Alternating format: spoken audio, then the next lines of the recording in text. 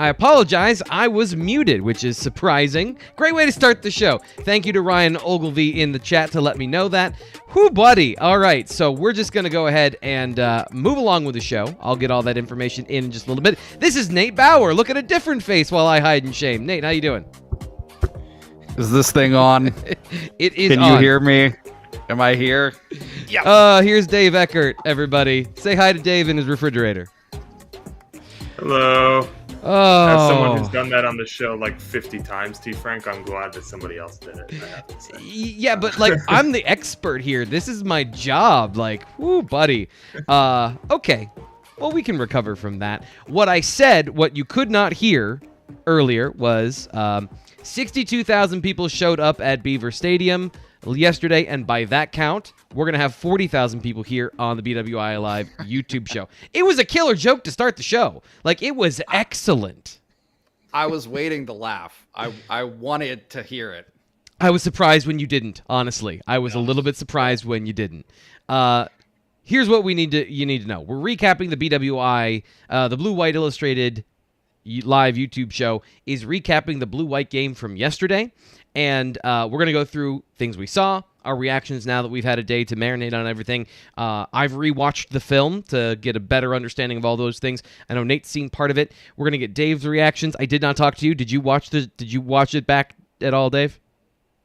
You know, I don't have cable, so I can't record. That's a no. So the answer is no. Well, anyway, he talked to players after the game, so we're going to get his insight about those things.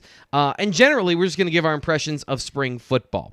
And of course, super chats are enabled here on the show. This is perfect. That's exactly what I was doing. This was the silent count to start the show. We were going on the leg lift, and the center missed the snap. So we'll recover. This was your Iowa. This was my Iowa. That's exactly right. So let's get started. And I want to ask you both this, and Dave, we'll start with you. What part of this team do you think you know more about in totality with the spring? From the beginning to the end, what we heard from James Franklin, what we got to see at practice from the Blue-White game, where do you feel like you've learned the most about the Penn State football team since week 1 of spring football? You know, it's the offensive line, I think, just because James Franklin gave us the depth chart, and really for no other reason than that. But, outside of the offensive line, I think we know a lot more about the safeties. We've talked a lot about the safeties, and I know we're going to talk about them some more today. But if I were to pick the 2 units on either side of the ball, those would be the ones that I would go with. Nate, what about you? Yeah. Look, I'm going to do this as delicately as I can, but I think that we spent, January and February and most of March hypothesizing the possibility of Sean Clifford not being the starting quarterback in the fall. And I feel very comfortable, confident, secure in saying that hypothesis did not go anywhere, should not go anywhere, is not going anywhere, right? It's a dead issue, and so the fantasies that happen in the minds of fans, I think, kind of met their end this is the horse that you're riding, go for it, right? Like get behind Sean Clifford and go from there. I had a section on the show that I was going to do of James Franklin quotes that make sense now after watching the Blue-White game. And one of them was Christian Veilleux. He's good. He's built on what he did last year. And we literally saw nothing from him last year. Like, I know the Rutgers game got everyone excited, but we saw nothing because they were running something completely different than what you would show a freshman quarterback. Watching him in the Blue-White game, I think I picked up on some things that, to Nate's point, it's going to be Sean Clifford because there's nobody that is pushing Sean Clifford for that starting job. So, sorry, you were going to say something. Well, no, I mean, I was just going to follow and just saying that you feel much more comfortable with Christian Veilleux as the backup. Yeah, right? Like yeah. There's and I don't think that Christian Veilleux is necessarily in danger of being pushed, right? I mean, you want that to be the competitive atmosphere, but look, like if there is a story of the spring in my mind, it's that what you should expect is what happened. Yeah. It's not to say that Christian Veilleux was bad, but just some of the holes that in our knowledge, we filled those in, and they looked a little bit different than what you probably would have hoped if you were a Penn State fan hoping somebody else was going to play in this game. If you've got a question or a comment about the Blue-White game from yesterday or something you want to know more about, drop that in the chat. Another thing that I was trying to say when I was muted earlier.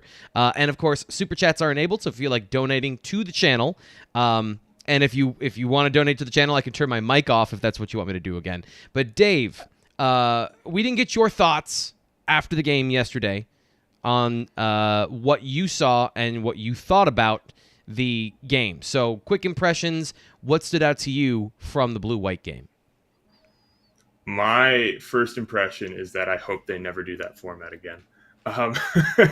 But my second impression is I mean, it's about what we expected, right? Like, outside of a couple walk-on linebackers making some big plays, I mean, it was kind of what you thought it was going to be, you know? Sean Clifford looked all right. You know, the guys behind him looked like they need some work, and that's kind of what I figured would be the case. You know, the defense was ahead of the offense, not only on the scoreboard, but I just think in totality of what we saw. And again, that's what I would have expected even with the new defensive coordinator. I think that's a bit of an issue. You know, I think, honestly, I think that's a probably. bit of an issue, that the defense installing something new, and we'll get into this a little bit later about some of the things I found interesting from Manny Diaz, but Nader, is that a concern that the defense felt like they were doing a better job even though they're still learning what they're doing? And to give you an idea, it is similar, but very different from what Brent Pry was doing. Yeah, I mean, look, like, as bluntly as I can be, if you're a Penn State fan and didn't already feel as though the offense was a serious concern for this football program, like, period, right?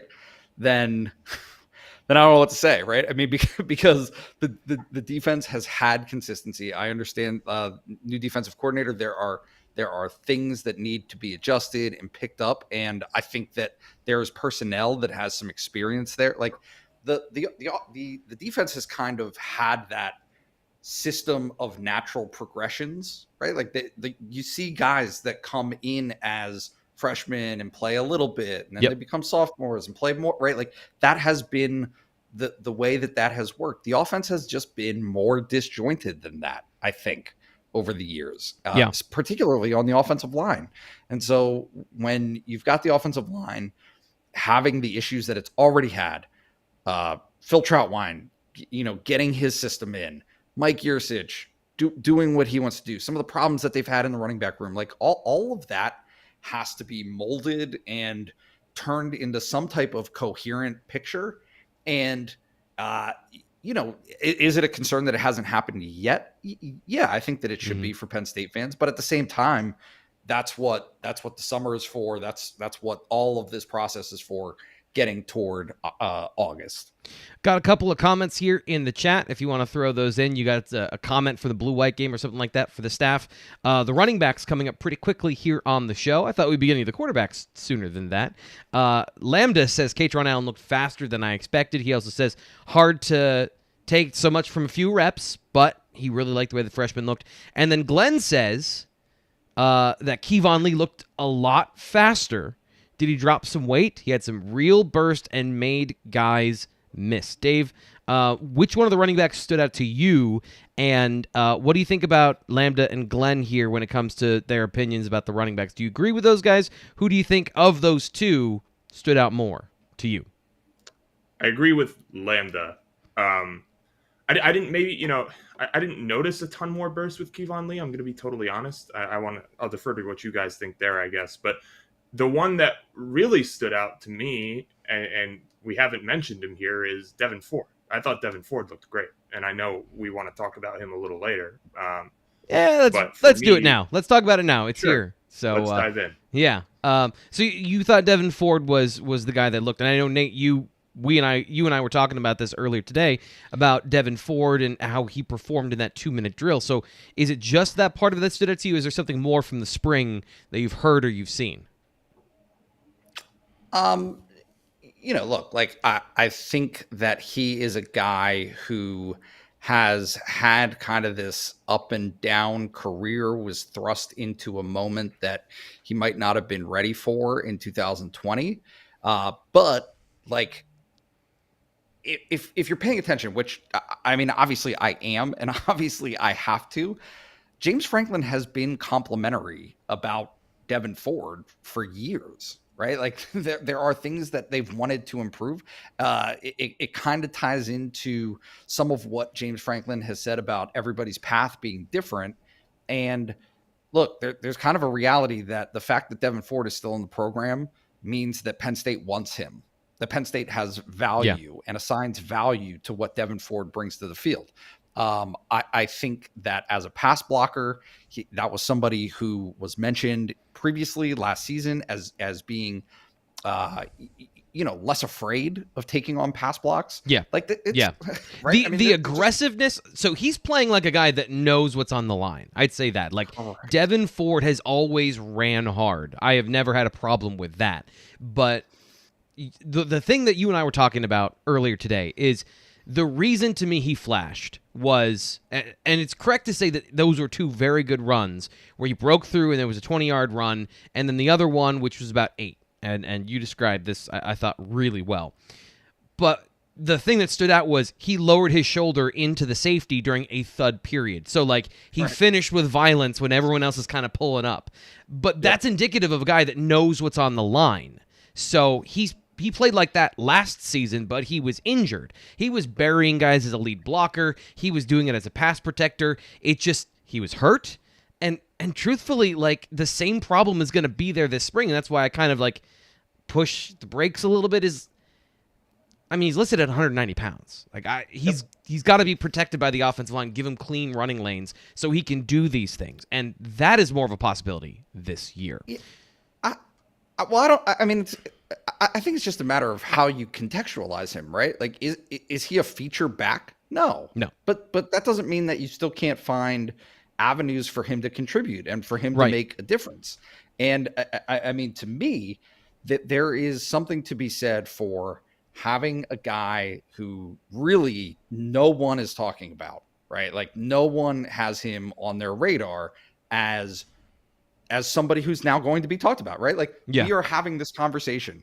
I don't know that Nick Singleton and Katron Allen and Kevon Lee and Keziah Holmes are watching this. They probably aren't, but somebody might.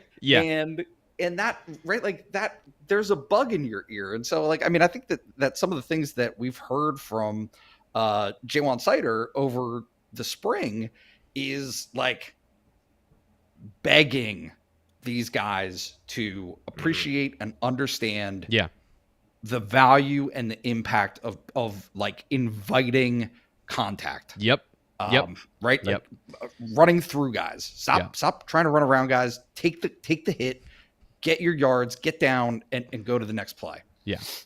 And to I think it was Lambda or it was Glenn's point about Kevon Lee. I don't think he was faster. I think he was more decisive. And the thing about Kevon Lee last season is he's just not fast. And yeah, I am disparaging all the running backs today for some reason, and I apologize. But what he did is he had better vision and better decision making as a runner, and then that violence that he can run with takes over. So the quickness and then the burst to his top speed is more evident. But when he breaks into the open field, it becomes kind of the same conversation.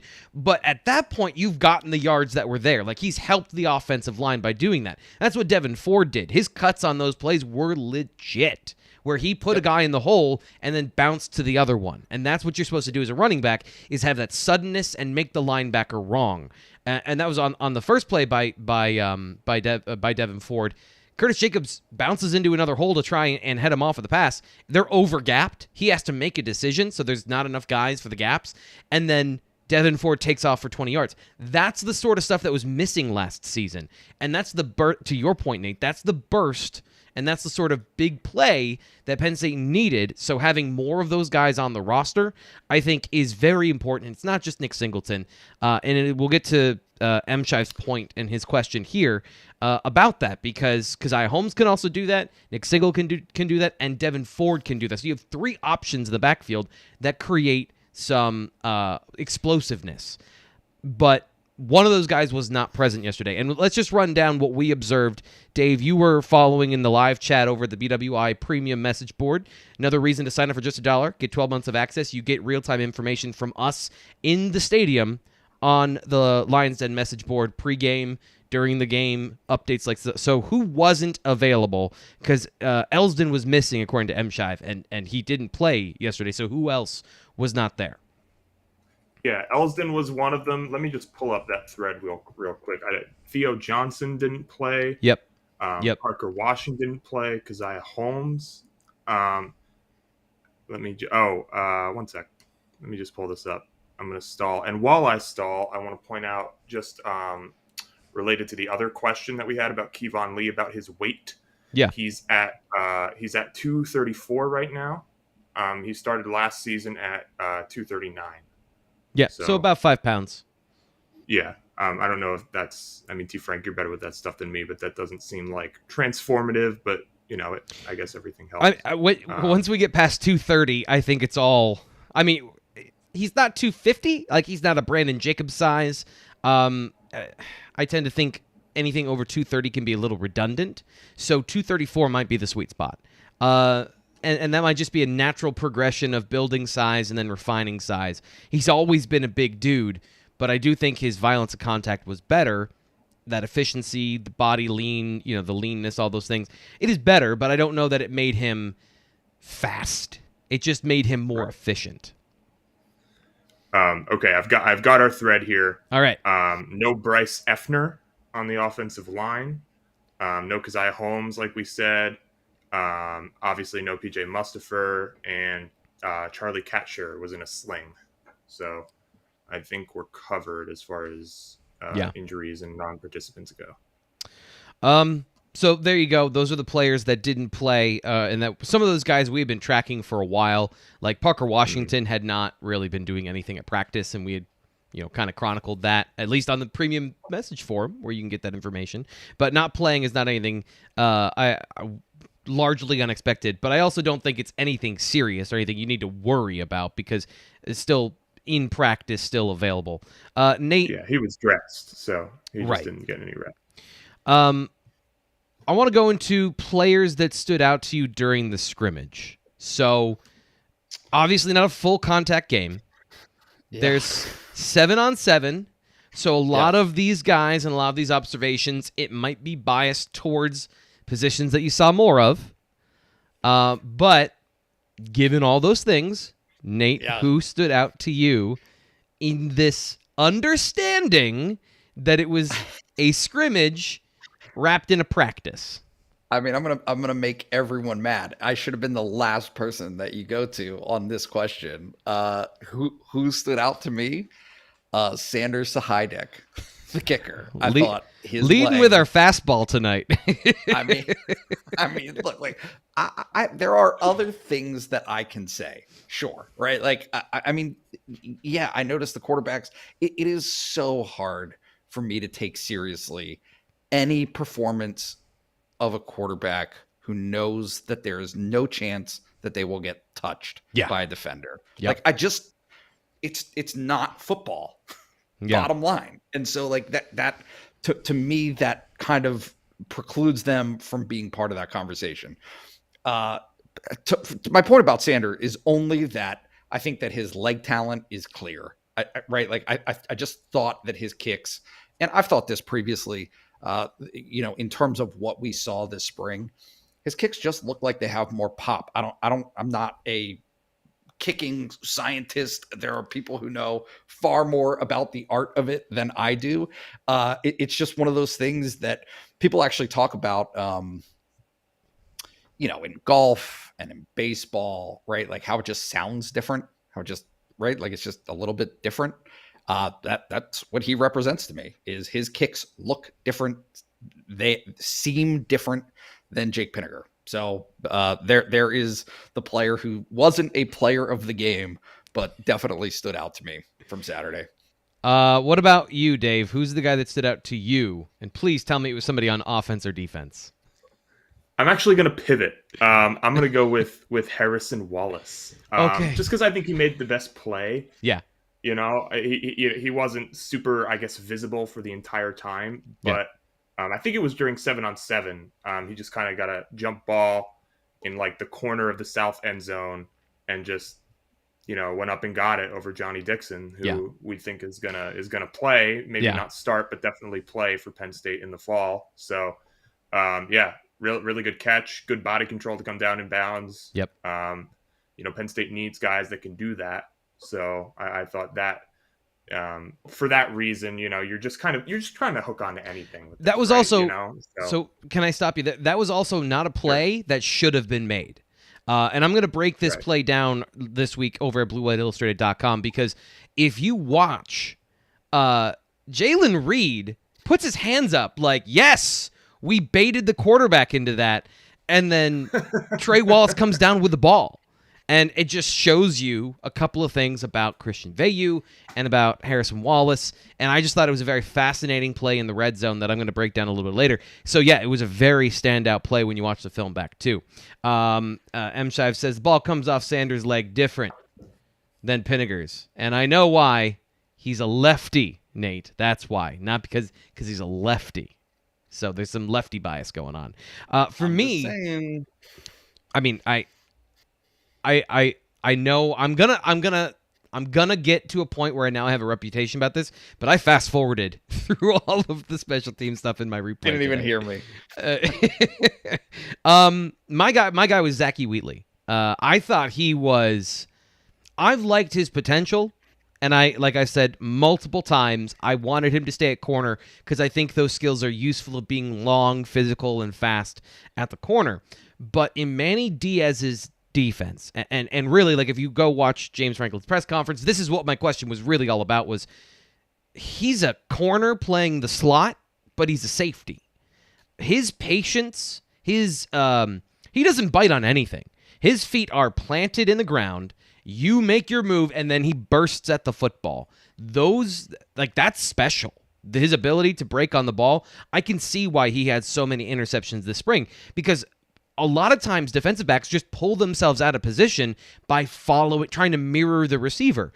He lets that cushion happen. That's the reason he has those 5-6 yards off the line of scrimmage.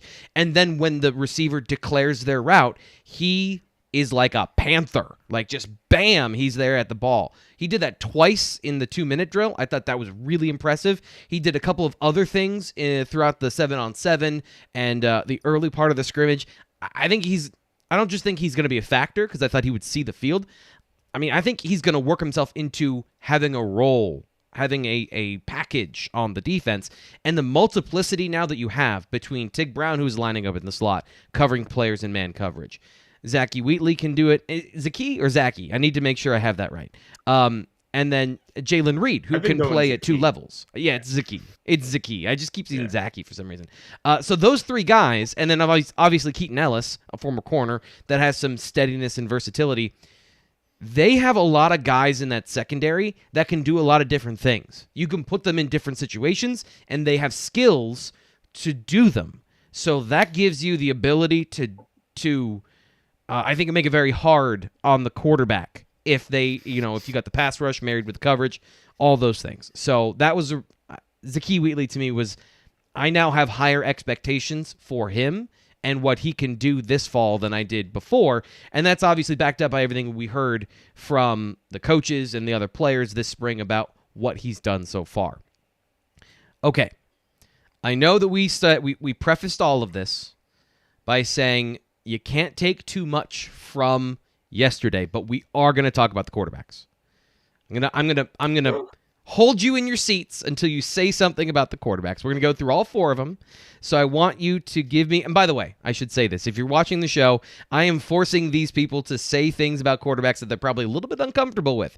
So give the show a like, and if you're feeling very generous and you want to watch them squirm, make sure you share this with your friends, because we're going to spend a couple minutes. We're going to really sit here on this topic for a little bit. So it helps the show out. It's entertaining, and I want to get to the same number of people that Penn State had at the football game yesterday, which was like 62,000 people, which we can easily get if that's... By the way, they were all in the parking lot. If you watch, it was a beautiful day. I was like, there was like 200 people at a tailgate that I could see from the press box. That number may have been in Happy Valley, but there was not that number in the stadium. So Nate, I want you to talk to me about what you saw from Sean Clifford, and if you want to, you can thread in things you saw from him this spring. Yeah, I think he looks comfortable. Yeah. Right. And I don't know if that's, I hate, and I'm saying that I hate it, but I actually love it. Right. Like I hate being a psychologist watching body language, but the positive interactions between him and Mike Yurcich, him and James Franklin, just his comfort level with his teammates. I just see a guy who has had an opportunity to grow up over like right before our eyes. And so some of the things that I think were, maybe gave him a little bit of a reputation earlier in his career. Like, I mean, again, like I feel dumb for talking about it in these terms from whatever 15 passes, 10 passes he threw in the Blue-White game. But that's my takeaway is this spring, he looks, acts, talks, behaves in public like a guy who is slipping into, like a warm glove, right? Like the catcher's mitt is all oiled up. He's been using it for years. I was thinking Dave's sweater from yesterday, because you were saying he was comfortable. It sounded like hot chocolate and a nice sweater that you wear. Like Dave, it looked like you were going to a Christmas party. I was like, it's a little warm for that, isn't it, Dave? It was an awful decision. Because, I mean, it was made based on 2 factors. One is I really need to do laundry. The second is... I was out in the morning, meeting some friends at a tailgate and just chatting, and it was chilly. So, meanwhile, in the Beaver Stadium press box, if it's anywhere over like 65 degrees, it's 90 in there. So that was unpleasant. Yeah, you sat in the front row, so you get all that sunshine. Yeah, it was awful. So, Dave, tell me about Sean Clifford wearing your sweater, or whatever you want to say about Sean Clifford. Yeah, he did not wear my sweater, but I mean, what he did in the game was limited. I mean, I don't even know if he took 10 reps, to be honest. He looked fine. But again, I agree with Nate, right? Sean Clifford, when things aren't going well, like, it can kind of feel like talking to us is a chore for him. And it is, because, well, I mean, that's just something he has to check off of his list. But yeah, after the game yesterday, he's cracking jokes, he's smiling, he just seems positive. Yeah. And if you're Penn State, that's what you want from Sean Clifford. So, and not only for the sake of Sean Clifford, but for the sake of the three very talented quarterbacks that he's kind of charged with being the mother duck for, So, it's just, it was good vibes. I feel like this is a nursery rhyme. Now he's a mother duck in a sweater. I love it. The imagery from this show, if I could pull up Sean Clifford as a red-haired mother duck in a sweater, I feel like we would have won the internet for the day. And if there are any talented artists out there, throw that at us at Twitter, at Thomas Frank Carr on Twitter. I would love to see that. I have to interject. None of this conversation is going to win or lose football games for Penn State this fall, right? Sean Clifford being 3 or 4 plays different to the positive side a game will win or will lose games for Penn State this season. His completion percentage is fine. Yeah. It really is. Yep. His turnovers and mistakes at inopportune times are not. And so that was like the worst thing in the world in 2020. We know this. It got better in 2021. It needs to be even better this season. And so when I see like this, and I'm contributing to it, so I hate it. Like I don't want to be that person who's rolling the ball forward in that vein, because it genuinely has nothing to do with any of that as to whether or not he has a succccessful season. So let me stop you there, and I'll give you my observation, because I think it's a fair counterpoint. The first thing though is, buddy, Beetle, we're having some fun here, bud. We're having some fun. Like, it's okay. It's okay. There's 3 months before the season starts to be like, at this point. I don't know if you have blood pressure medication, but like, hopefully we're all having fun here. But Sean Clifford being comfortable and making good mental decisions at the line of scrimmage, pointing out the protection, making sure everyone's on the same page, going through your progressions. I remember this time last year watching Sean Clifford and going, this is going to be ugly, because he was not getting through his progressions. He was throwing balls to players that didn't make any sense based on the coverage. And he didn't do that in the season, by the way. He did not do that at the start of the season. He was not as good as maybe you would have hoped, but he didn't make huge mental mistakes for the first part of the season. Being more comfortable, getting through your progressions. Manny Diaz was sending about 13 people. I think he was pulling people from the stands and sending them on blitzes. And Sean Clifford got the ball out to the right receiver very quickly. That right there, starting from a higher platform, that is something that can help you.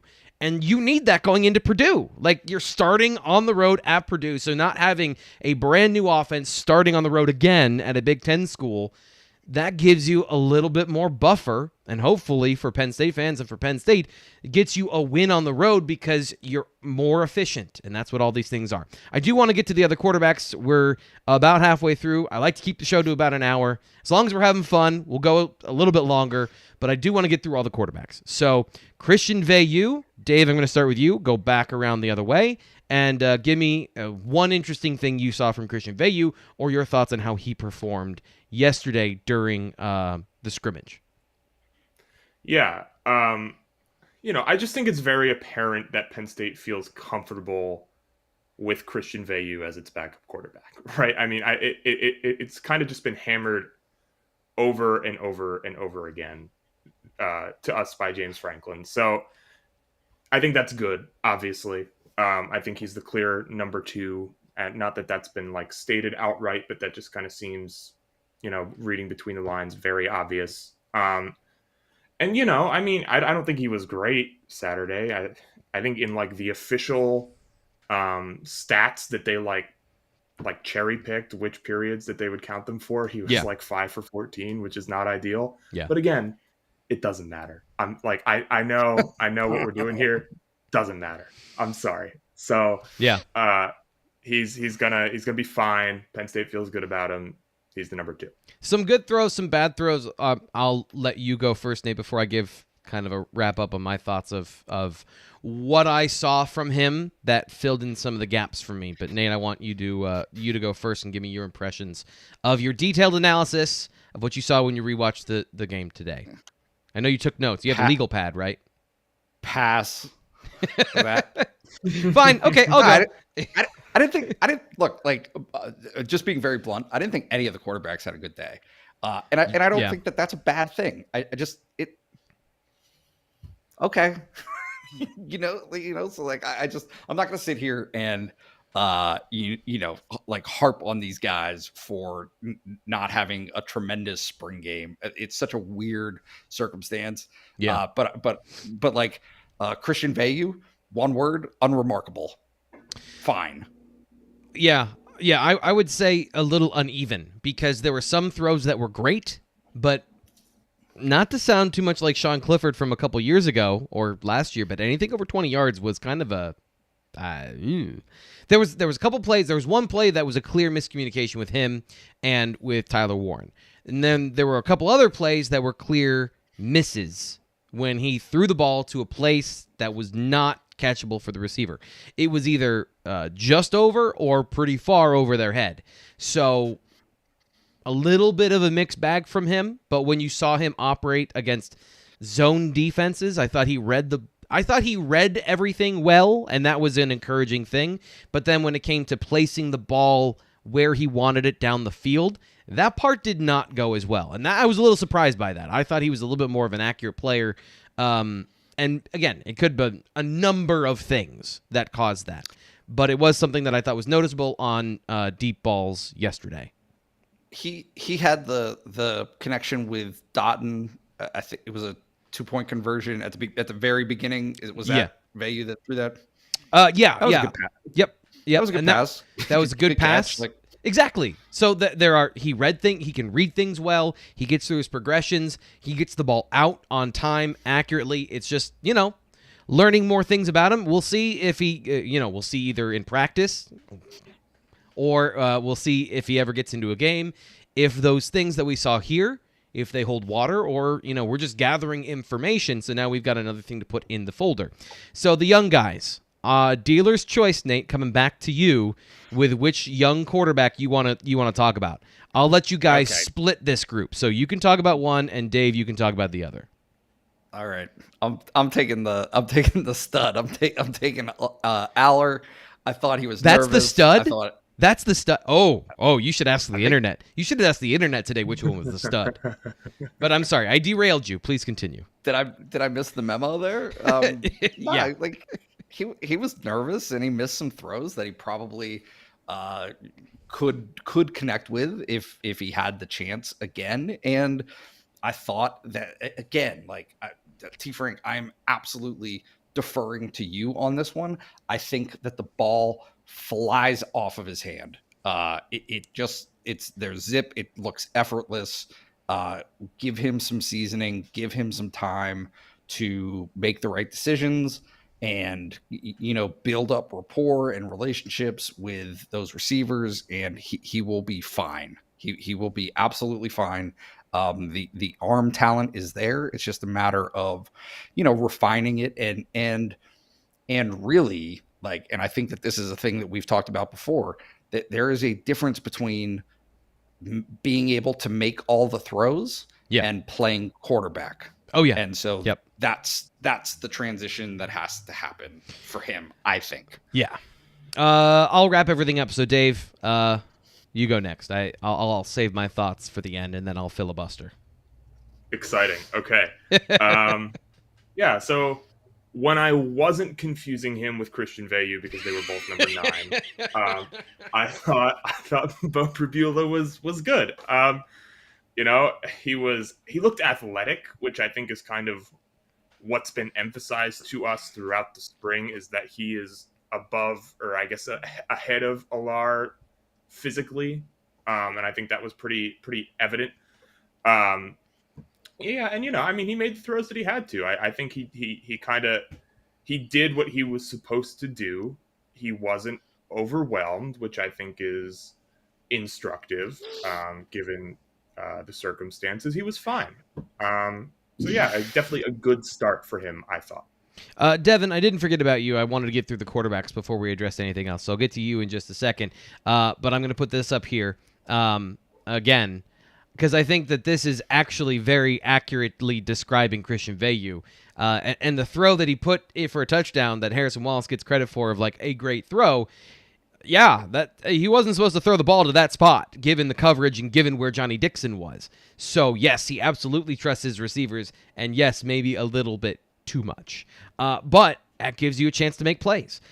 So when it comes to Drew Aller, I thought he got kind of a bad rap after watching the way things were unfolding and when you really watch what the receivers were doing. And let me give you an example. Liam Clifford was running a slant and go. And when you're running these routes, you have landmarks you're looking for of when to turn upfield. And he got pushed off his route by the defender. So Aller throws with timing a lot. Like, this is a conversation I had with somebody about his performance in the All-Star game in San Antonio where he didn't look as good. He relies, like a good quarterback should, on receivers being in the place they're supposed to be, and he throws to a spot against zone coverage. So Liam Clifford is too far inside. He throws to the wrong shoulder because of that, because he's throwing up the seam. And the ball looks like he's off target. There are a couple other instances where receivers were supposed to settle into a spot because it's zone coverage. So he's throwing away from a defender, and the receiver isn't also playing that zone. This is what it is to be a good zone receiver, is you read these things and you and the quarterback have chemistry to know, hey, in this situation, if the Mike linebacker is screaming over this way, I'm going to fit it to the backside, so throttle down and I'll hit you between those guys. Now, I don't know if that's exactly what happened, but I have some questions that I would like answered on that fact, because I can read the play one of two ways. Either you think the receiver, you just hit the receiver wherever he is, or there's this next level of knowing where the receiver should be and putting the ball where it's supposed to be based on the timing and the landmarks of the play. So without talking to Mike Yurcich, without knowing, exactly how it's taught, then I'm giving the benefit of the doubt to the player who I didn't see make a physical mistake in those situations. There were some that were... This is not to say that Drew Aller was perfect, because he was not. The interception, that's behind the receiver. The receiver still got his hands on it. I count that as a drop. I would not put that on the quarterback, but it wasn't perfectly accurate. So I think the nerves are real, Nate, to your point, that he was not as sharp as he normally is, what I've seen from him previously. And then from Beau Pribula, his processing is really good. So he knows what he's looking at, and he's throwing the ball to the receiver very quickly. So he has seen pre-snap what it is. He quickly diagnoses and then throws the ball. That's why that's why he flashes so much. I thought sometimes he was a little too fast. There were some times that I thought he was throwing some predetermined stuff. And this is what you're getting from the 7-on-7, by the way. So this is not all from the team period. This is kind of the stuff that you're reading the coverage, you're seeing where the quarterback is throwing, going through his mental process, and finding the receiver. A lot of the stuff, that's what, if you don't know what the coverage is doing, then you're just seeing the quarterback standing and looking at stuff and not throwing the football. So I thought both of them processed well, but Pribula went through things quicker. But yeah, there was one play where Drew Aller threw the ball casually 50 yards. And I didn't realize it because it was effortless, and he overthrew the receiver by 3 or 4 yards. But then I went back and I went, oh, wow, he stepped into it, but he didn't, heave it. I think he could get 70, 75 if he had to. So, I thought they were both good, but with some obvious freshman wrinkles. So we'll move on here. And, Nate, I actually want to get to this. I wanted to get to this at the beginning of the show, but I got all flustered, so I didn't get to this now. You have a little bit of news to break here on the show that you dropped in the BWI premium forum earlier this week. So premium message board members have this information. They've had it for a couple hours now, actually for over a full day. But here on the show, we're going to drop it here today. So tell us what we need to know that you found out this weekend. Yeah, that was more buildup than I'm comfortable with taking. No, Penn State is going to name an athletic director. When? I can't be that specific because I don't actually know exactly. But Penn State will name an athletic director soon. I'm fairly confident in that. That the process of right? Like finding, selecting, narrowing down, all of that stuff. If they don't have a person and a deal worked out, they are very, very close to that point. So, no, I think it's something that can be expected, relatively soon. So we'll see. Maybe as early as this week. That was something that when I was researching, we were talking about the athletic director search and some of the stuff behind that a couple weeks ago. And I do you remember the name of the company that they hired to do the athletic director search? I can't remember the name of it. And I apologize. I meant to look that up before the show. Lockkey, like secure alert. Are you just naming your home security system? Life water. Is this an I Love Lamp sort of situation? Yes. But what I read about them, more importantly than the name of them, is that they are very discreet and they do a very thorough job of getting the candidate quickly and discreetly. So this is ahead of your projections, even with that in mind, right? So this is pretty quick. But I think that there's been some time. I know, okay. Like we're the conversation about Neely, Dr. Neely Bendapudi, is that there's this kind of this transition that Dr. Eric Barron will phase out. But I think she's fairly involved. I think she's been hands-on at Penn State for some time. And I think that, what we were talking about, Sandy Barber's first comments after announcing that she would retire this summer came really the first day of spring practice, right? So that was March 21. So we're 5 weeks down the line now. Okay. I'm not overly surprised. I think maybe it's a little bit ahead of the schedule that I anticipated, but no, it's, look, like this, it needs to happen. There's a lot to do. Yeah. Right. This is the circle of life at Penn State University. It's happening. I want to get back to Devin. So that little nugget, make sure you keep your ears to the ground. Follow Blue-White Illustrated on Twitter. Follow us on Twitter, and I'll throw up their Twitter handles here, of course, at Nate Bauer, BWI. He'll have an article about that when it happens. You can follow Dave Eckert at Dave Eckert 98, so we'll have a reaction to that when it happens. And, of course, sign up for Blue-White Illustrated. It's a link, the first link in this video. Scroll down, you click it, you join for just $1, then you get the information from Nate directly, either in the premium article or on the message board. All that stuff can be yours. You can be on the inside of all this stuff, so you don't have to wait for me to yammer about it on YouTube. Blue-White Illustrated for $1, 12 months of access, get all the good stuff. So Devin has been waiting patiently here for a while to get Nick Singleton thoughts. So Dave, was there anything that stood out to you about Nick Singleton on Saturday? Well, T. Frank, he took the first running back rep, which was a 2-point conversion. Is he the starter? No, I don't know. I thought he was relatively nondescript, but that's fine, right? Yeah. He didn't explode. I think he had one nice run. He kind of got bottled up, and we're gonna get to this. Penn State's interior blocking, I don't think, was too great or too encouraging. No. But yeah, he wasn't phenomenal, but again, that's okay. I promise you it's okay. Yeah. Like the sky is not falling. It's fine. Yeah, he was in a lot of rough situations where there was a guy in the backfield and he didn't really have a lot of room to do anything. I thought he ran a really good angle route for a touchdown late against Jamari Budden. And it just was one of those things where against the normal running back, against a normal football player, Budden took 1 or 2 steps too far outside. Maybe you get back to make that play. Maybe you make it tough.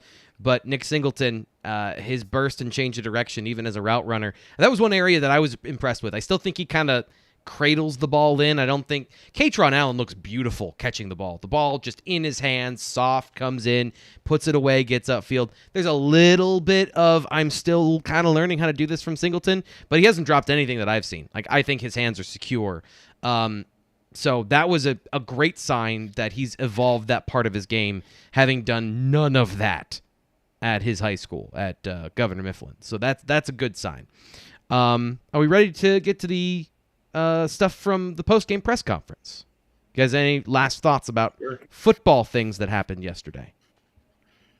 I thought Nick got blown up on one of his pass protection. I can't remember exactly which one it was. That was not his fault. Yeah, that was not his fault.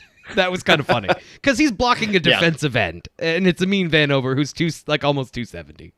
It didn't go well, and that gave me a moment of pause. But no, I mean, look, the book is out on Mr. Singleton for this spring. Yeah, I can't help myself. You got me wound up about all the film I watched today. So on that play, there's a blitzer, and the offensive lineman responsible for the defensive end, and this is just my read of the play, is that do you want to take the defensive end, have a free rush at the running back who is in the quarterback's lap already, so that you can go get the outside guy?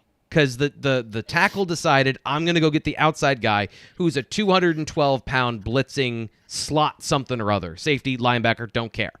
Or are you going to block the defensive end and let the running back work over to the guy that's his size? So this happened with the blocking, and then Nick Singleton ends up in the lap of the quarterback. So, yeah, that's not his fault. That is absolutely not his fault. In the lap of the quarterback, yeah. I still thought he put his nose in there and did a good job, but it didn't. It wasn't what he was supposed to do on that play. So I want to play this for you because this was, I think, there were many interesting parts of what James Franklin had to say about a bunch of different things after the spring practice, including the future of the Blue-White game, how he's an old school coach, but I think he gave voice to the frustration that Penn State fans have had for a while now. Offensive line, who's going to replace the guys that left, and can we take a step where you guys ask me about the offensive line, I say something, and then we back it up on the offensive line. He kind of sounds a little bit fed up with being hung out to dry by offensive linemen. Is that fair to say, Nate? Yeah, maybe. I don't know. I don't know if hung out to dry is quite the right way to put it, but I think that his optimism not being rewarded is probably right. He because he's putting himself out there every season saying this is the year. We're going to manifest this. I believe in these guys. The positivity. We're going to take that step. And this is the first time there's been a little bit of ass kick in his positivity. Yeah. I think that's fair for sure. Dave, your thoughts on that situation and what you saw from the offensive line this spring, or I know that one guy in particular stood out to you during the scrimmage and during the spring. Yeah, I did. Obviously, based on how things went for the offense during the scrimmage, I don't think the offensive line in its totality was great or even good or average. It wasn't ideal. But look, they don't have their full. I can't think of the word. Not everybody's there. Complement of players. Complement. That's what I was thinking of. That's what I was looking for. Right. Hunter Norzad's still coming. They've got 4 true freshmen that are still coming. So, and they had a boatload of injuries there this spring, which is the reason that the Blue-White game was played in that bizarre scrimmage nonsense. So all of that is to say, I don't think it was awesome. I don't think it was super encouraging, but I also don't think it's prohibitive to improvement. And the one thing I was encouraged by, and again, this is kind of what we were leading up to, is Olu Fashanu, right? He won the award for the best offensive player in spring practice, which again is what you want to see, because I think of all of the guys that Penn State is counting on there, he's probably the most important. Because he's the left tackle. Yep. Right. That's Sean Clifford's blind side. I'm not reinventing electricity here. So Penn State needs him. He was good in spring. There's not much more to it than that. That's encouraging. As a whole, though, probably left some to be desired from what we saw, I think. I really appreciate you mixing up that idiom there. I very much appreciate it. Yeah, it was awful. It was awful. My brain is turned off. It's bedtime. Reinventing the wheel is what I was going for. No, but I liked reinventing electricity. I think it's a modern spin on an old, tired idiom. I appreciated it. Also, randomly, I've been learning about electricity this week. I learned about alternating currents and direct currents and transformers, and I just was on a YouTube rabbit hole the other night. So, anyway, players We that gotta stood... end the show. End the show. We're coming up to the end of it. I listen, I only, I'm a football robot, so, I just want people to know I do other things. My brain does other things. Guys that took a step forward this spring. Dave, you went with Ola Fashanu. Now, Nate, who are your guys that you thought took a step forward this spring? I thought Keandre Lambert-Smith looked good yesterday, for what it's worth, and is a guy who they need to take that next step. I think that there is a confidence in the receivers as a whole, right? Because look, if we're being honest about the last couple of years, it was really a Batman and Robin situation, right? I mean, you had a top guy in Jahan Dotson, you had a second guy in Parker Washington, and then it just dropped off. And I mean, even the drop off between Dotson and Washington was pretty severe.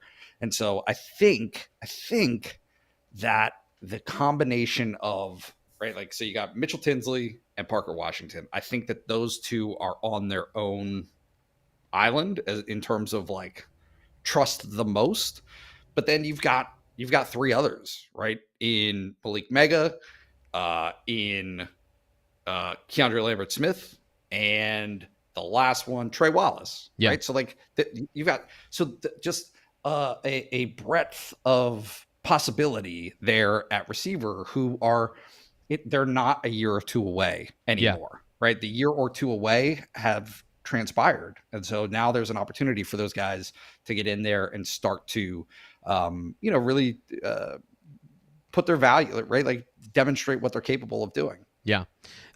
In the vein of James Franklin quotes that make more sense to me now, Mitchell Tinsley makes more sense to me, of a guy that clearly has a lot of talent, but could get faster.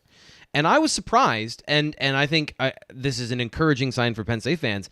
Tinsley played in the slot in the absence of Parker Washington and did a really good job. So last season, to me, that was a big problem. That was why Marquise Wilson, in my opinion, moved to receiver. There was nobody behind Parker Washington. So if he got hurt last year, I don't know what they're doing. They might be putting a tight end there. There's, you might replace all of what he's doing with a different receiver. That would have been a little ugly. But when you've got the flexibility too, Keandre Lambert-Smith playing in the slot, a couple of his plays, I thought he played really well. He played inside, outside. That versatility, the ability to move players around, all of that was really impressive. So I agree with you there. And I made a mistake. I should have put Zakee Wheatley here and guys that took a step forward for the spring. And the player that flashed was Akeem Beamon. But, Beamon has been a guy that James Franklin has been, he's doing good. Got to keep him on track. Got to keep his head on straight, making sure that he's focused on all the little things. But when he's on the football field, holy cow. He was dominating people yesterday. And there were plays that weren't exactly showing up. He was just trucking guys. And you talk about leverage and, strength and winning with those things over just size. He was on the other side of the line of scrimmage almost every play. He and Zane Durant, I think, might have been 9 for 10 when I was watching them, of being on the line of scrimmage, beating their block, and screwing up a play. So having those guys, having depth at that position, you really want Hakeem Beamon to play. You really do. It is nice to have Zane Durant there as well, but those, the hype is real for Zane Durant, and Hakeem Beamon, he could be big this fall if he plays. This is so obvious, but has to be reiterated. If you come away from Saturday thinking anything, and I mean, I do think that this is true. Penn State can't afford to not have its best players be available. Yeah. And that's what demonstrated itself, right? Is PJ Mustapher is one of Penn State's best players. He's not available, right? Hakeem Beeman is one of Penn State's best players. Adisa Isaac, like you go on and on down the list. Parker Washington, not available on Saturday. Like it's just they are positioned to have success if their best players are available. And if they're not, then things aren't going to be as good. Like, it's so stupid to hear it come out of my voice, but it's true. But so there is this. I think Beeman is a great example of that. But Nate, there is this sort of, and this is what I push back on. It's something I've seen more interacting with fans is like they don't care about that. The result is the result, and it makes me very uncomfortable when I hear, especially like you've got to get production out of those bodies, which then dehumanizes the football player. But that's there's another guy on the roster. He's a scholarship player. Now he's got to play at a Big Ten acceptable level. And there's no room for understanding those situations. So I think it is important to say that, you know what? Not every single team has 3 deep of all SEC players, because you're watching these Saturday night games and you're seeing one guy go down with an ACL and then another 5-star jumps on the field. That is not the situation Penn State's in. So yes, it is important to say that. And for Lambda, he is a 3 technique for shizzle. He is not a defensive end. He could play defensive end, but he's playing 3 tech, and he's doing it very well. So on the flip side of guys that took a step forward, who are you putting a pin in and saying, okay, not what I was expecting, maybe I had higher hopes, but we're going to put them on hold for now? Dave, I want to go back to you. Who's somebody that you feel that way about? Yeah, I kind of shot my shot a little bit already, just like the interior offensive line collectively, not great. Yeah, and they'll be getting, that's an area where they're getting their most reinforcements as well. So right. We'll see how the fall comes, but you're right. I think that's a very fair point. Nate, what about you? Yeah, this can go in a few different areas or directions, but for as many players, James Franklin pointed out afterwards how unique the situation is that so many of the mid-semester enrollees are poised to make a contribution, right? Yeah. Like, kind of right off the bat. I think that while that is true, there's the other half, which is not. Yep. Right. And so the quarterback's like done. The conversation is over. Right. Amari Evans. Nope. Caden Saunders. Probably not. Right. You're taking mine. Oh, okay. Sorry. I'll stop with the quarterbacks. No. But the point the point right. remains is you have to allow these guys to grow and to get bigger physically and to learn the game, like all of those things. It's just we have this human nature to want to speed up the development process, and nope, let them go. Let them see in a year. Yep. Yeah, I especially those receivers, because again, 7-on-7, you got to see a little bit more of them. Both Amari Evans and Caden Saunders toasted some guys at times, but then I think Evans, this is his first time playing receiver. He played quarterback in high school, and he was moonlighting as a slot receiver. So, like, he's learning everything about the position. There was one play in the 7-on-7 where he did not backfill in a quarterback scramble, and James Franklin ran 30 yards to go yell at him about it. So, like, that's the things that he's learning, and he has never played at that position to know at this point. And then with Caden Saunders, like, my concern was he needs to get bigger and stronger. He's still in the middle of that process. There were some times he just got stuck on some corners. Those are going to be my guys, but I can go with yours, Nate, because I think it was, until further notice, Jamari Budden is a guy we didn't see a lot of, and when he did, I thought he was okay. But still, I think that there's a lot of other answers at the Sam linebacker sub-package position that they're going to go with, Daquan Hardy enough. They're going to go with 3 safeties. That Jamari Budden is a good player. We're going to see where he goes eventually, but it just seems like there are more options at that 11th defender spot. So the last thing is, and Nate, I want to get this for you because this was some news today about Oklahoma announcing their NIL deal, because this is going to get into a conversation with one of our chat members. I'll throw this up here because they asked about this earlier. Save the worst for last, which guys are possibly leaving, and where is the staff going to have to look into the portal for help? These two things, according to you, Nate, they tie together, right? Or could. Okay, so this actually happened yesterday afternoon. Obviously, we were in the middle of everything, right? So did not cross my radar at that time, but Oklahoma announced a new NIL collective and more or less is making the claim that it is prepared to have deals in place for everyone on the roster for between $40,000 and $50,000 annually, right? Like, it is two things. One, game changing, right? Nobody else has had or put that type of, nobody's put it in those terms, right? Like there's been some conversation about everyone on Texas's offensive line, like some deals at Miami for certain minimum thresholds. This is, hey, like $50,000 if you're on Oklahoma's football team is what you can expect. If you read the fine print, it breaks it out a little bit more into saying like has the opportunity to do this. Yeah. But I still think that it sets a standard of, hey, this is where things are going my larger point here is it's something that's possible at Penn State. If you do the math on $50,000 for 125 players, which is obviously the full allotment, it's $6.25 million a year. Okay. Thank you. I did not want to do math live. That's scary.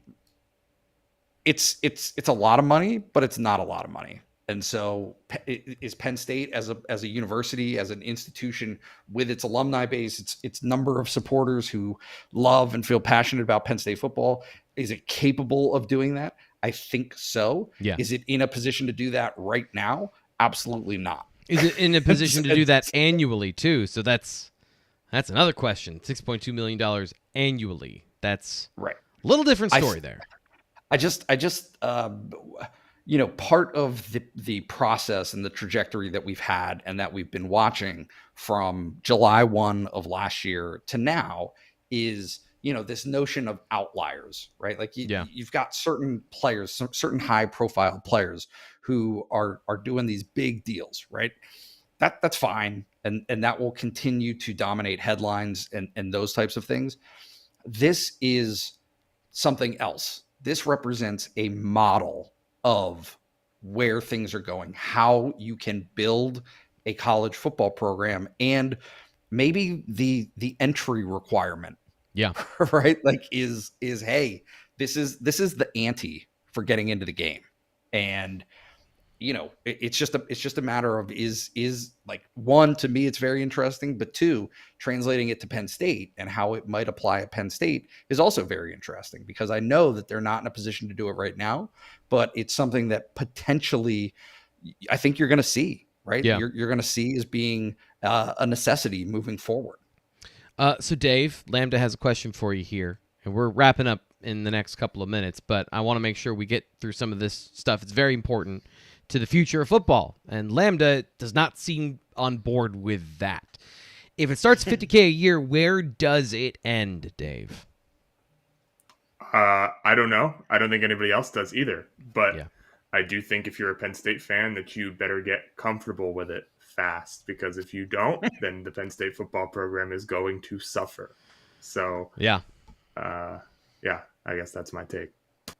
Nate? Yeah, I mean, look, like there will be a